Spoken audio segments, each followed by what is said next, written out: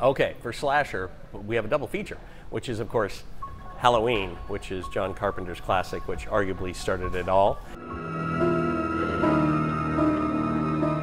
It's one of the first times, I think, that you had that unrelenting sense of dread. This thing was not going to stop.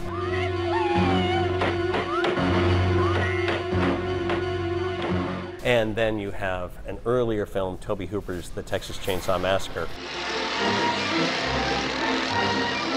In some ways, it is arguably very much about vegetarianism.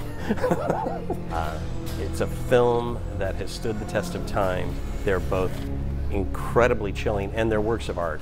For my lesser-known slasher, I'd pick You're Next. This family that has a get-together, and they're a loving, warm, convivial family. As they're, having their wonderful family communal time, they start getting killed.